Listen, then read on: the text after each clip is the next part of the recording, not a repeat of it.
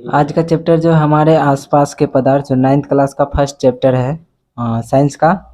तो इसमें हम देखेंगे कि हमारे आसपास के जो पदार्थ हैं क्या क्या हैं और इसमें क्या है, इसी के बारे में चर्चा करेंगे।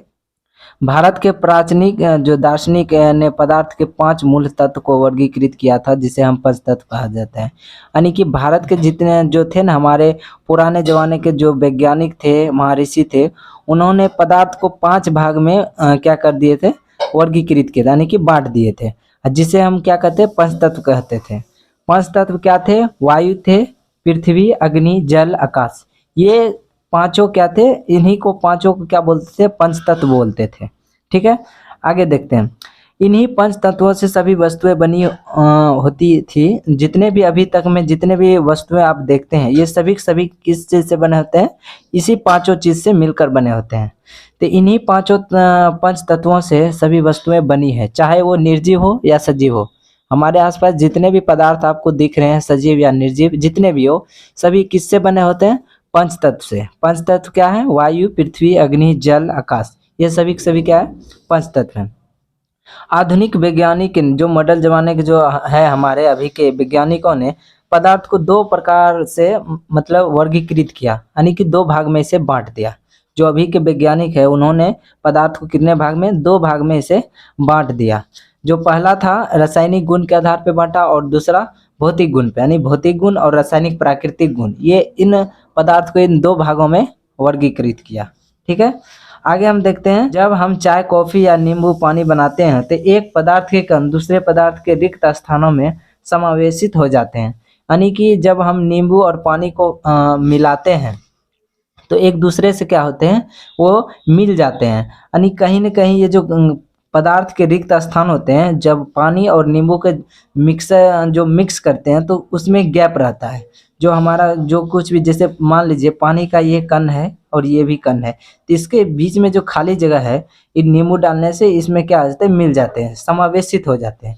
तो वही यहाँ पे कह रहे हैं कि जब हम कॉफी या चाय या नींबू पानी बनाते हैं, तो एक पदार्थ के कण दूसरे पदार्थ के कण जो खाली जगह होते हैं, रिक्त मतलब खाली स्थान में समावेशित हो जाते हैं। मतलब क्या हो जाता है?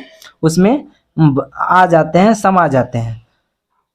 इससे पता चलता है कि पदार्थ के कण जो, इससे हमें क्या पता चलता है? इससे हमें पता चलता है कि पदार्थ के कणों के बीच पर्याप्त खाली जगह होता है। तो जो हमारे पदार्थ है, इसमें क्या होते हैं? एक खाली जगह होते हैं। इस चीज से हमें पता चलता है। आगे देखते हैं। पदार्थ के कण निरंतर गतिशील होते हैं, अर्थात इसमें गतिज ऊर्जा होती है। जो हमारे पदार्थ के कण होते हैं, उसमें क्या होते हैं? निरंतर यानी गति, लगातार वो क्या करते हैं? गतिशील होते रहते हैं। ठीक है, अर्थात इसमें क्या होती है? गतिज ऊर्जा होती है। अगर पदार्थ के कण मतलब गतिशील हो रहे हैं, तो उसमें क्या होगी? गतिशील ऊर्जा होती है, तभी तो वो गति कर रहे हैं ना। तो आगे हम देखते हैं, आगे क्या है। तापमान बढ़ने से कणों की गति तेज हो जाती है। जो हमारे तापमान होते हैं ना, तो वो क्या होते हैं? जब हम कणों में कोई भी पदार्थ है, उसमें टेम्परेचर बढ़ाते हैं, तो क्या होता है? कणों की गति तेज हो जाती है। यहाँ पे एक नोट करने वाली बात है कि ये क्वेश्चन पूछते भी हैं, तापमान बढ़ने से कणों की गतिज ऊर्जा बढ़ जाएगी या घट जाएगी, इस टाइप से क्वेश्चन पूछते हैं। तो हमको याद रखना है, तापमान बढ़ने से कणों की गतिज ऊर्जा क्या हो जाती है? बढ़ जाती है। तापमान बढ़ने से कणों की गतिज ऊर्जा भी बढ़ जाती है। आगे देखते हैं, विसरण क्या होता है। विसरण क्या होता है कि 2 विभिन्न पदार्थों के कणों को स्वतः मिलना ही विसरण कहलाता है। जो हमारा 2 पदार्थ है, मान लीजिए कुछ भी 2 पदार्थ है, वो अपने आप जो मिल जाते हैं, वो क्या कहलाएंगे? विसरण कहलाएंगे। जो यहाँ क्या है? स्वतः स्वतः यानी कि जो अपने आप खुद से मिल जाए, उसे हम क्या करेंगे? कहेंगे विसरण कहेंगे। 2 विभिन्न पदार्थों के, यानी कि 2 अलग अलग कोई भी पदार्थ ले लीजिए, जो जिसके कण की स्वतः मिल जाता हो, वो विसरण कहलाता है। ठीक है, आगे हम देखते हैं। पदार्थों के कणों के बीच एक बल कार्य करता है। जो हमारे पदार्थ होते हैं, जो खाली जगह थे, उस जगह बीच में आ जाते हैं, तो इन सभी के बीचों में एक बल कार्य करते हैं, जिसे हम कहते हैं, यह बल कणों को एक साथ रखता है। जो बल होते हैं, ये जो कण है हमारे, इस कण को एक साथ क्या करते हैं? समावेशित करते हैं, यानी कि आकर्षित करते हैं, चिपका कर रखते हैं, जिसे हम क्या करेंगे? आकर्षण बल बोल सकते हैं। कणों के आकर्षण बल में प्रत्येक पदार्थ में अलग अलग होते हैं। यानी कि जैसे कि कोई भी पदार्थ हम ठोस ले लेते हैं, तो उसमें क्या होंगे, आकर्षण बल ज़्यादा होंगे, क्योंकि तोड़ने पे वो बहुत ही कष्ट से यानी कठिनाइयों से टूटता है। और कोई चीज़ ऐसा लीजिए जो फटाक से टूट जाता हो, तो उसमें क्या होता है, आकर्षण यानी कणों का जो आकर्षण बल होते हैं उसमें कम यानी कमज़ोर होती है, इसीलिए वो तुरंत ही टूट जाती है। लेकिन कोई कोई ऐसा ठोस है जिसे तोड़ना ही बहुत ही कठिनाई करना पड़ता है। ठीक है, आगे हम देखते हैं पदार्थ के कण है उसमें क्या क्या रहते हैं और कैसे काम करते हैं, इसके बारे में जाने थे। और आज इस वीडियो में हम जानेंगे पदार्थ की अवस्था जो होती है क्या क्या होती है, कितने प्रकार के होते हैं और इसमें क्या क्या इसका यूज है और कौन कौन से होते हैं। पदार्थ की अवस्था जो होती है, पदार्थ अपने 3 रूप में होते हैं। ये हो सकते हैं ठोस में, द्रव में, गैस है। जो हमारे पदार्थ हैं वो 3 अवस्था में हो सकते हैं, एक ठोस में, द्रव में, गैस में। ठोस अवस्था क्या होते हैं, ठोस एक निश्चित आकार, स्पष्ट सीमा तथा अस्थिर आयतन यानी कि नगण्य संपीड्य होती है। इसका मतलब समझिए, जो ठोस अवस्था होती है ये निश्चित आकार के होते हैं जिसे हम कि आसानी से तोड़ भी नहीं सकते हैं। ये स्पष्ट सीमा है, जो स्पष्ट इसका जो सीमा है, इसका जो बनावटें होते हैं एक सीमा के स्पष्ट रूप से होते हैं जिसे हम छू भी सकते हैं, तथा अस्थिर होते हैं। और ये आयतन यानी कि आयतन भी इसमें होते हैं। जो ठोस अवस्था होता है उसमें क्या आकार तो होंगे ही, प्लस में हम उसे छू भी सकते हैं, और ये अस्थिर भी होती हैं और ये आयतन भी होते हैं और हम इसे देख भी सकते हैं। ठीक है, तो उसे हम क्या कहेंगे, ठोस कहेंगे। बाह्य बल लगने पर भी ठोस अपने आकार को बनाए रखता है। जैसे कि मान लीजिए ये पेंसिल है, इसमें हम क्या करते हैं, बाह्य बल अभी लगा रहे हैं, तो क्या है, अपना बल में क्या ये बल लगाने के कारण भी अभी क्या हो रहे हैं, ये अपना आकार को बनाए रख रहे हैं। लेकिन इस पे अगर हम ज़्यादा बल लगाएंगे तो ये टूट जाएगी, लेकिन इसका आकार कभी चेंज नहीं होगा। ठीक है, जैसे कि बाह्य बल लगने पर भी ठोस अपने आकार को बनाए रखता है।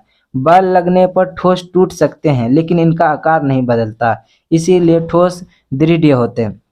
जैसे कि ये पेंसिल है, अगर हम इसे बाह्य बल लगाएंगे जो इनकी बनावटें है तो ये क्या होंगे, चेंज नहीं होंगे, लेकिन 2 डिवाइड में बढ़ जाएंगे। ठीक है, इसीलिए इसमें कहा गया है कि बाह्य लगने पर भी ठोस अपने आकार को बनाए रखता है। बल लगने पर ठोस से टूट सकते हैं लेकिन इनका आकार नहीं बदलता है, इसीलिए ठोस दृढ़ होते हैं। ठीक है, द्रव अवस्था क्या होते हैं, द्रव का कोई आकार नहीं होता लेकिन आयतन निश्चित होता है। यानी जो लिक्विड पदार्थ जितने भी होते हैं वह सभी के सभी द्रव होते हैं। जैसे कि तेल ले लीजिए, पेट्रोल ले लीजिए या डीजल ले लीजिए, ऐसा चीज जो लिक्विड पदार्थ में रहे वो सभी क्या होते हैं, द्रव अवस्था में होते हैं। और इसमें क्या होते हैं, आयतन होते हैं, आकार नहीं होते। क्योंकि अगर मान के चलिए हम जल लेंगे तो अगर ग्लास में रखेंगे तो ग्लास के आयतन के आकार में रूप में हो जाएंगे। अगर जैसे कि हम बाल्टी में रखेंगे तो क्या हो जाएंगे, उसका बाल्टी का आयतन में रूप में हो जाएंगे। तो ये सभी के सभी द्रव होते हैं, इसीलिए इसमें लिखा गया है कि द्रव का आकार नहीं होता लेकिन आयतन निश्चित होता है। ठीक है, आगे हम देखते हैं, द्रव में बहाव होता है और इनका आकार बदलता है, इसीलिए ये दृढ़ नहीं लेकिन तरल है।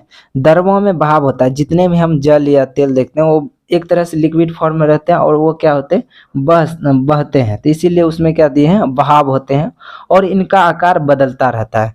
जैसे कि हम बता दें कि जो ग्लास में अगर रखें हम तो ग्लास का आकार ले लेगा, अगर हम बाल्टी में रखेंगे तो बाल्टी का आकार ले लेगा।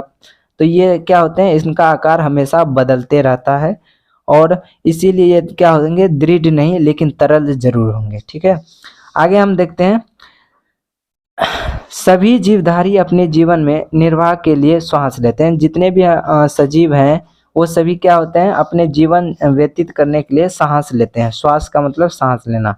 तो जलीय जंतु जल में घुली ऑक्सीजन के कारण सांस लेते हैं। जो हमारे मछली हैं, जो जलीय जीव होते हैं, वो क्या होते हैं, जल में जो ऑक्सीजन मिले हैं उसके कारण श्वास लेते हैं। इस अनुसार से द्रव में ठोस, द्रव और गैस तीनों की मिश्रण संभव है। यानी कि ये जो पानी में जैसे ऑक्सीजन है तो ऑक्सीजन एक तरह से गैस हुआ, तो इस अनुसार से हम ये बोल सकते हैं कि द्रव में क्या क्या हो सकते हैं, ठोस भी हो सकते हैं, द्रव भी, और गैस, तीनों ये अवस्थाएं हो सकती है और इसका मिश्रण संभव, यानी कि मिलना, जो इनके कणों का मिलना क्या है, संभव है। आगे देखते हैं, ठोस और द्रव का विसरण द्रवों में संभव है। जो ठोस और द्रव है इसका विसरण किस में, द्रव यानी लिक्विड फॉर्म में संभव है। वातावरण की गैसें विसरित होकर जल में घुल जाती है। जो हमारी हवाएं हैं वो क्या होते हैं, विसरित यानी कि ये सभी कणे जल में मिलकर क्या हो जाते हैं, विसरित हो जाते हैं। ये गैस विशेष तौर पे जो हमारी हवाएं जो चलती है और पानी में जो मिलते हैं, विशेष तौर पे जो गैसें होते हैं, ऑक्सीजन हो सकते हैं, कार्बन डाइऑक्साइड हो सकते हैं। ऑक्सीजन जलीय जंतु तथा पौधे जैसे ऑक्सीजन कार्बन डाइऑक्साइड लेते हैं, ठीक है। इनके लिए ये सभी के सभी क्या है, बहुत ही अनिवार्य है।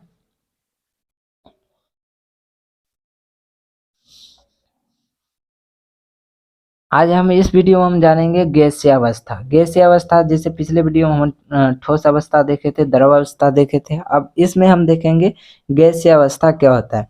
ठोस एवं द्रवों की तुलना में गैसीय संपीड्य काफी अधिक होता है। जो इसका जो गतिशील है ये बहुत ज़्यादा अधिक होता है। जो हमारी गैस है इसकी कणें जो है बहुत ज़्यादा गतिशील होते हैं, ठीक है। हमारे घरों में खाना बनाने के लिए उपयोग जो किए जाने वाली द्रवीकृत है जो गैस है वो क्या है, एलपीजी गैस है। या अस्पतालों में दिए जाने वाले जो ऑक्सीजन सिलेंडर में संपीड्य गैस होती है। जो जैसे कि हमारे घर में जो खाना बनाने के लिए जो गैस का यूज होते हैं वो एलपीजी गैस जो होते हैं वो क्या होते हैं, उसमें जितने भी गैस के कणे होते हैं वो बहुत ही गतिशील होते हैं। इसीलिए आप कभी कभी गैस लीक होता है तो बहुत तेजी से गैस क्या होता है उससे निकलते हैं। जैसे कि ऑक्सीजन सिलेंडर में भी गैस अगर उससे लीकेज किया जाए तो वो बहुत तेजी से उसके कण क्या होते हैं, बाहर निकलते हैं। इसी को संपीडित गैस यानी संपीडित बोल सकते हैं, जो कि तेजी से गतिशील हो, ठीक है। खाने की गंध के कण वायु में मिल जाते हैं और रसोई से फैलकर हम तक पहुंच जाते हैं। अधिकांश आप सभी ने देखा होगा कि जब खाना बनाते हैं तो जो उसकी गंध है बहुत दूर दूर तक चल जाती है, यानी कि आसपास में चल जाती है। तो ये कैसे हो सकते हैं, तो इसका मेन कारण जो है खाने के जो गंध यानी कि उससे जो गंध निकलते हैं और वायु में मिलते हैं, उसके जो कण होते हैं ये क्या होते हैं, वायु में मिल जाते हैं। और ये इतने गतिशील होते हैं कि आसपास में वो तेजी से फैल जाते हैं। इसी कारण से खाना बनाते वक्त जो उसके कण होते हैं खाने के, वो क्या होते हैं, हवा वायु में मिलकर वो हमारे आसपास में फैल जाते हैं, जो हम तक पहुंच जाते हैं। पके हुए गर्म खाने की महक हमारे आसपास कुछ ही क्षणों में पहुंच जाती है, क्योंकि इसके कण की तेज गति और अत्यधिक खाली स्थानों के कारण होता है। जो वायुमंडल होता है और उसमें जो गैस होते हैं तो उसका जो कणों की जो खाली जगह होता है बहुत ही गैप होता है। यानी कि जैसे यहाँ एक कण है और एक कण यहाँ है, एक कण यहाँ, तो इसमें देखिए कितना, इससे दर में जो रहता है दर में ऐसे करके रहता है, उसमें थोड़ा कम गैप रहता है। लेकिन जो हमारे ठोस रहते हैं उसके कणों की गैप बहुत ज़्यादा अत्यधिक एक दूसरे से चिपके रहते हैं, यानी आकर्षण बल इसमें ज़्यादा रहते हैं। और दर में कम रहते हैं और सबसे ज़्यादा कम रहते हैं हमारे गैस में। इसीलिए क्या होता है, वो तेज़ी से गतिशील करते हैं और खाना पकाते समय वो क्या होते हैं, हमारे तक जो है बहुत तेज़ी से कुछ ही क्षणों में पहुंच जाते हैं। अतः गैस के अन्य गैसों से विसरण तीव्र होती है, यानी गैसों का जो अन्य से दूसरे से फैलना या मिलना बहुत ही अत्यधिक होती है। किसकी, गैस की। ठोस और द्रवों से सबसे अधिक किसकी विसरण होती है, तो गैसों की होती है। जैसे कि हम ईट में जो है, जैसे ईट हम ले लेते हैं, इस ईट में ठोस ये जो हमारे कण है इसमें देखिए छोटे छोटे गैप हैं। लेकिन यही हम अगर द्रव की देखें तो इसमें कुछ इससे हटे हटे इसमें कुछ ज़्यादा गैप है। और यही हम देखिए बैलून में जो गैस भरे हैं तो इसमें कण बहुत ही हटे हटे हुए हैं। इससे हमको ये साबित होता है कि ईंट में जो होते हैं ईंट के कणों की गति कम होगी और द्रव उससे ज़्यादा अधिक गतिशील होंगे, लेकिन वायु सबसे ज़्यादा गतिशील होंगे। इसीलिए वायु जो है एक दूसरे से तेजी से हमारी ओर पहुंच जाते हैं, जैसे खाना वाना बनाने में, जैसे हम ये पीछे में जो पढ़े हैं, इस कारण से हमारी ओर तेजी से गंध आ जाती है। आगे देखेंगे, गैसीय अवस्था में कणों की गति जो अनियमित रूप और तीव्र अत्यधिक होती है। जो गैसीय अवस्था में कणों होते हैं, जो हमारी एक गैस जैसे बैलून में गैस भरा हुआ, इसके कणों की जो गति होती है बहुत ही तीव्र होती है और अनियमित रूप से किधर जाएंगे ये डिपेंड करता है, इस गैस के बहाव या उसके वायुमंडल पे डिपेंड करते हैं। और ये अत्यधिक तेजी से कण एक दूसरे में मिलते हैं। गैसों कणों द्वारा प्रति इकाई क्षेत्र पर लगने वाले बल के कारण गैस का दबाव बनता रहता है। जो गैस होते हैं बल लगाते हैं इकाई क्षेत्र पर लगने वाले बल के कारण गैस का दबाव बना रहता है। जो हमारे वायुमंडलीय दाब है वो उस प्रेशर से, जैसे कि हम किसी बैलून में यानी गुब्बारे में अगर हम हवा भरें तो अगर उस पे पुश करें यानी कि बल लगाएं तो उसका दबाव क्या हो जाएगा, बढ़ेगा। आगे हम देखते हैं इसके वीडियो में ऊर्ध्वपातन क्या होते हैं। ऊर्ध्वपातन क्या होते हैं इसके बारे में हम चर्चा करेंगे। देखिए, ठोस अवस्था से सीधे गैस अवस्था और वापस ठोस में बदलने की प्रक्रिया को हम क्या कहेंगे, ऊर्ध्वपातन कहते हैं।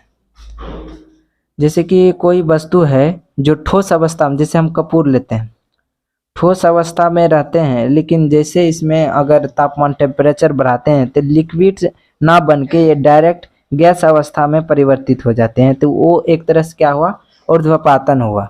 ठीक है, आगे देखते हैं।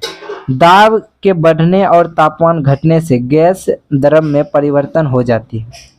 जो गैस से द्रव है उसमें क्या होता है, दाब बढ़ाने से और तापमान घटाने से गैस क्या हो जाते हैं, जो गैस रहते हैं वो द्रव में परिवर्तित हो जाते हैं। यही कारण है कि कार्बन डाइऑक्साइड को शुष्क बर्फ यानी कि ड्राई आइस कहते हैं। जो दाब के बढ़ने यानी दाब जो बढ़ रहा है, जैसे कि यहाँ पे ये कण है, वायु के यानी गैस के कण है, ये दाब क्या कर रहे हैं, हम बढ़ा रहे हैं। इधर से हम प्रेशर देंगे तो क्या हो जाएगा, और तापमान घटा रहेगा और क्या होगा, प्रेशर इधर से दे रहे हैं और तापमान घट रहा है और उसमें क्या हो जाएगा, ये कण एक दूसरे से सट जाएंगे यानी चिपक जाएंगे। तो ये क्या, एक बड़ा कण बन जाएंगे जिससे एक पानी यानी लिक्विड फॉर्म में आ जाए यानी कि द्रव में परिवर्तित हो जाती है। जैसे आप मान सकते हैं, जैसे कुआसा गिरता है तो उसमें क्या होता है कि ठंडी के मौसम में कुआसा गिरते हैं, उस टाइम क्या होता है, टेम्परेचर लो रहते हैं और दाब जो उस अगर दाब बढ़ाते हैं तो क्या होता है, ये जो वायु के कण हैं यानी कि कुआसा जो होते हैं उसके कण जो होते हैं क्या होते हैं, एक दूसरे से चिपकने लगते हैं और चिपक कर एक बूंद बन जाते हैं, एक बड़ा सा या बूंद। या तो ऐसे समझ सकते हैं कि जो वायुमंडल से जो बादल बनते हैं एक तरह से वो क्या हुआ, दाब बढ़ने और तापमान घटने से वो जो वायुमंडल यानी कि बूंदा बूंदा जो था वायु गैस के फॉर्म में था वो चिपक के क्या हो गया, द्रव में परिवर्तित हो गया। यही कारण से क्या कहें, कार्बन डाइऑक्साइड को शुष्क बर्फ यानी ड्राई आइस भी कहते हैं। पदार्थ अवस्था आप समझते हैं। पदार्थ की अवस्था यानी ठोस, द्रव और गैस दाब और तापमान के द्वारा तय होती है। जितने भी पदार्थ हैं इसकी अवस्था किसके द्वारा तय कर सकते हैं, ठोस, द्रव और गैस। ये जो पदार्थ की अवस्थाएं हैं ठोस, द्रव, गैस, ये दाब और तापमान के द्वारा तय होती है कि ये ठोस में रहेंगे कि द्रव में रहेंगे कि गैस में रहेंगे। आगे देखते हैं। जब वायुमंडलीय दाब का माप 1 एटमॉस्फेयर एटीएम हो तो ठोस CO2 द्रव अवस्था में आए बिना सीधे गैस में परिवर्तित हो जाती है। जब वायुमंडलीय दाब यानी वायुमंडलीय का जो फोर्स यानी दाब लगेंगे, जब उसका माप जो होना चाहिए 1 एटमॉस्फेयर यानी ATM हो तो ठोस जो हमारे CO2 हैं सीधे किस में परिवर्तित हो जाएंगे, गैस अवस्था में। द्रव में हुए बिना किस में परिवर्तित, गैस अवस्था में परिवर्तित हो जाएंगे। वायुमंडलीय दाब पर वह तापमान जिस पर द्रव उबलने लगता है, वायुमंडल का वह तापमान, वायुमंडलीय दाब पर, वायुमंडलीय जो दाब है पर है वह तापमान, उसका वह तापमान जिस पर द्रव उबलने लगता है, जो हमारे पानी है वो क्या होता है, उबलने लगता है, उसे हम क्या कहेंगे, क्वथनांक कहेंगे, क्वथनांक कहेंगे। ठीक है, क्वथनांक क्या होता है, वायुमंडलीय दाब पर वह तापमान जिस पर द्रव उबलने लगता है वह क्या कहलाएंगे, क्वथनांक कहलाएंगे। क्वथनांक इससे कम ताप पर द्रव वाष्प में परिवर्तित होने की इस प्रक्रिया को हम वाष्पीकरण, यानी वाष्पीकरण क्या होता है कि जो जिस पे द्रव उबलने लगते हैं तो फिर क्या होते हैं, जैसे पानी को हम गर्म करेंगे तो क्या पहले उबलेगा, उबलेगा तो क्या हो जाएगा, क्वथनांक हो जाएगा। और उसी टेम्परेचर पर टेम्परेचर से कुछ कम या अधिक जो टेम्परेचर से वाष्प बनेंगे तो उसी टेम्परेचर को हम क्या कहेंगे, वाष्पीकरण कहेंगे। यानी क्वथनांक से कम तापमान पर द्रव के वाष्प में परिवर्तन होने की इस प्रक्रिया को हम वाष्पीकरण कहते हैं। ठीक है, उबलने से पहले वो देखते होंगे तो क्या होते हैं, भाप निकलते हैं, तो उसी को क्या बोलेंगे, वाष्पीकरण बोलेंगे। ठीक है, सतह सतह क्षेत्र बढ़ने पर वाष्पीकरण की दर भी बढ़ जाती है। जैसे कि इतना बड़ा कोई मान लीजिए बर्तन है, अगर इसमें हम नीचे से क्या अगर टेम्परेचर बढ़ाएंगे तो क्या हो जाएगा, जितना एरिया बढ़ाएंगे उतना ज़्यादा इससे क्या होगा, वाष्पीकरण ज़्यादा होगा, इससे ज़्यादा निकलेगा। ठीक है, क्योंकि द्रव का आयतन बढ़ेगा और आयतन बढ़ेगा, हर एक जगह टेम्परेचर पहुंचेगा और हर एक जगह से क्या वाष्पीकरण ज़्यादा होगा। इसी तरह सतह क्षेत्र बढ़ने पर वाष्पीकरण की दर भी बढ़ जाती है। जैसे कि आप कपड़े सुखाने के लिए हम क्या करते हैं, उसे लारते हैं, क्योंकि हर जगह टेम्परेचर पड़े और वो तेजी से क्या हो, सूख जाए।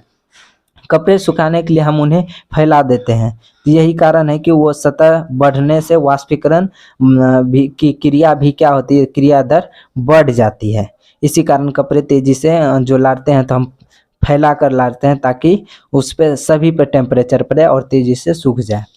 वायु में उपस्थित जलवाष्प, जो हमारे वायु है यानी हवा है, उसमें उपस्थित जलवाष्प की मात्रा को हम क्या बोलेंगे, आर्द्रता बोलेंगे। जो वायु में उपस्थित जलवाष्प की मात्रा है, वायु में जो जल है वो उसकी मात्रा को हम क्या बोलेंगे, आर्द्रता कहते हैं। जब जब वायु में जल कणों की मात्रा पहले से अधिक होगी, यानी जब वायु में जल कणों की मात्रा पहले से अधिक होगी तो वाष्पीकरण की दर घट जाएगी। यानी कि जल में जो हवा है इसमें जल की कण मान लीजिए इतना है, पहले से अधिक है, अधिक होगी तो वाष्पीकरण क्या हो जाएगी, घट जाएगी। जब वायु में जल कणों की मात्रा पहले से अधिक होगी तो वाष्पीकरण घट जाएगी, क्योंकि वो ठंडा हो जाएगा तो क्या हो जाएंगे, वाष्प कम निकलेंगे। तापमान की माप, तापमान की माप केल्विन से सेल्सियस में बदलने के लिए तापमान से क्या करते हैं, 273 जो है घटाते हैं।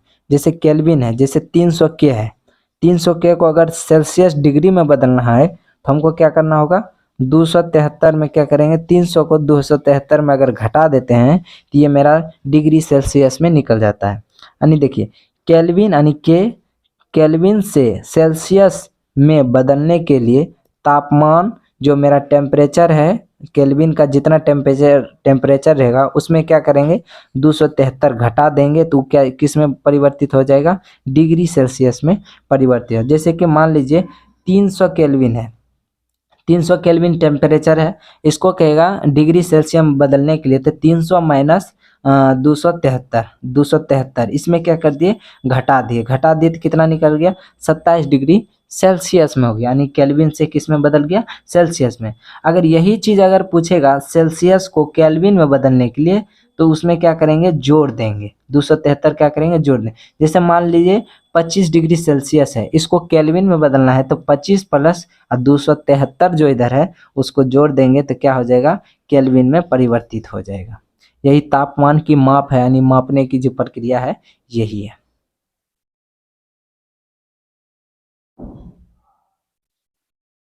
परिवर्तन का प्रभाव, यानी तापमान अगर किसी पदार्थ, ठोस, द्रव्य, गैस किसी में अगर तापमान परिवर्तन यानी तापमान का जो अगर परिवर्तन करते हैं तो आखिर पदार्थ पे क्या प्रभाव पड़ते हैं, इसके बारे में हम चर्चा करेंगे। जैसे ठोस के तापमान यानी ठोस में जो तापमान को अगर बढ़ाते हैं तो उसके कणों की गतिज ऊर्जा भी क्या होती है, बढ़ जाती है।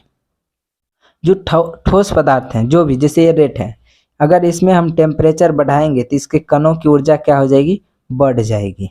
ठीक है, गतिज ऊर्जा में वृद्धि होने के कारण कण अत्यधिक तेजी से कंपन करने लगेगी।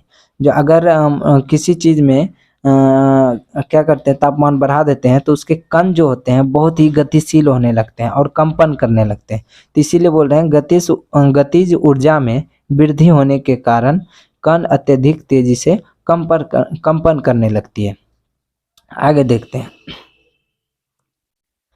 तापमान की अंतर्राष्ट्रीय एसआई मात्रक, जो हमारे तापमान है उसके अंतर्राष्ट्रीय एसआई मात्रक जो मापने की प्रक्रिया है किससे मापते हैं, केल्विन यानी के से।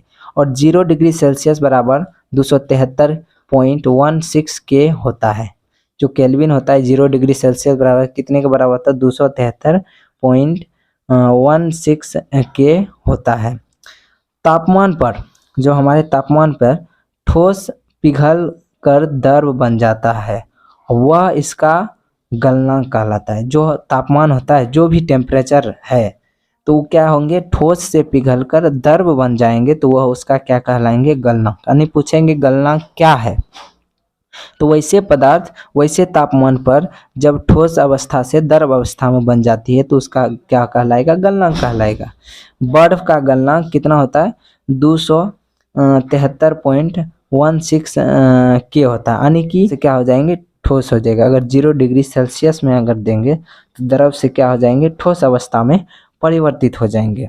गलने की प्रक्रिया यानी कि ठोस से द्रव अवस्था में परिवर्तन को संगलन करते हैं। ठीक है, जैसे कि गलने की प्रक्रिया यानी कि ठोस से द्रव, जैसे कोई बर्फ है, ठीक है, बर्फ से अगर कोई पानी बन गया, लिक्विड पदार्थ में आ गया, तो उसका क्या कहलाएगा, संगलन। क्या, संगलन कहलाएगा। ठीक है, आगे देखते हैं। किसी ठोस के गलने की प्रक्रिया में तापमान समान रहता है, ऐसे में उसमें ऊर्जा कहा जाता है, उसमें ऊर्जा कहा जाता है। देखिए, किसी ठोस के गलने की प्रक्रिया में तापमान समान रहता है। जो ठोस है उसकी गलने की यानी कि जो गलाने की, बर्फ से जो द्रव्य बनाते हैं उसे बनाने की तापमान में क्या होते हैं, उसका तापमान समान रहते हैं। इसी चीज को हम क्या बोलते हैं, ऊष्मीय ऊर्जा कहते हैं। अगर पूछेगा ऊष्मीय ऊर्जा क्या है, तो किसी ठोस की गलने की प्रक्रिया में तापमान समान रहता है, इसी को हम क्या बोलते हैं, ऊष्मीय ऊर्जा बोलते हैं। आगे हम देखते हैं। गलने की प्रक्रिया के दौरान जब तक संपूर्ण बर्फ पिघल नहीं जाता, तापमान नहीं बदलता है। जो जैसे कि अगर हम बर्फ को द्रव में सॉलिड से उसके लिक्विड में बदलेंगे, यानी बर्फ को द्रव में बदलेंगे, तो गलने के दौरान में जो उसका टेम्परेचर है वो तब तक नहीं बदलेंगे जब तक कि वो पूरा का पूरा लिक्विड फॉर्म में नहीं आता। इसका मतलब गलने की प्रक्रिया के दौरान जब तक संपूर्ण बर्फ यानी जितना बर्फ है टोटल जब तक पिघलेगा नहीं, तापमान चेंज नहीं होगा। 1 केजी ठोस के उसके गलनांक पर द्रव में बदलने के लिए जितनी ऊष्मीय ऊर्जा की आवश्यकता होती है उसे संगलन की प्रसुप्त ऊष्मा कहते हैं। इधर समझिए, 1 केजी ठोस के उसके गलनांक पर, जो उसके गलने की है, पर द्रव में बदलने के लिए जितनी ऊष्मीय ऊर्जा की आवश्यकता होती है, जो ठोस है और ठोस से द्रव बदलने के लिए उसमें जितना ऊर्जा खपत होता है, टेम्परेचर जो उसमें टेम्परेचर लगता है, उसमें जितना ऊर्जा खपत होता है, उसमें ऊर्जा की आवश्यकता होती है, उसे ही संगलन की प्रसुप्त कहते हैं, प्रसुप्त ऊष्मा कहते हैं। प्रसुप्त इसमें क्या हो जाएगा, ऊष्मा। संगलन की प्रसुप्त ऊष्मा कहते हैं।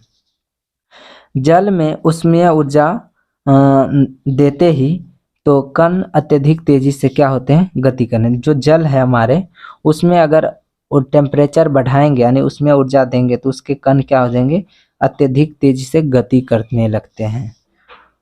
वायुमंडलीय दाब पर वह तापमान जिस पर द्रव्य उबलने लगता है उसे उसका क्वथनांक कहते हैं। जैसे पिछले क्लास में भी देखें, वायुमंडलीय दाब पर वह तापमान जिस पर द्रव्य क्या होता है, उबलने लगता है, उसे क्या कहेंगे, क्वथनांक कहेंगे। ठीक है, द्रव में सभी कणों की इतनी ऊर्जा मिल जाती है, जो द्रव है उसमें कणों को इतनी ऊर्जा मिल जाती है कि वह वाष्प में बदल जाते हैं। अगर टेम्परेचर बढ़ा देते हैं तो द्रव में सभी को इतना ऊर्जा मिल जाता है तो किस में बदल जाते हैं, वाष्प में। किस में बदल जाते हैं, वाष्प में परिवर्तित होने लगते हैं। ठीक है, तापमान बदलकर हम पदार्थ को एक अवस्था से दूसरी अवस्था में बदल सकते हैं। किसी भी पदार्थ को हम तापमान अगर उसमें टेम्परेचर बढ़ा दें तो क्या हो सकता है, एक अवस्था से दूसरी अवस्था में चेंज हो जाएगी। तो ये हमारे 9th क्लास के पहला अध्याय था, उसके सभी इम्पोर्टेंट नोट थे। अगर आप बोलेंगे तो इससे हम डिस्क्रिप्शन में इसके PDF भी दे देंगे, आप कमेंट में करें इसका PDF चाहिए, इसका नोट चाहिए। ये NCERT बुक का है।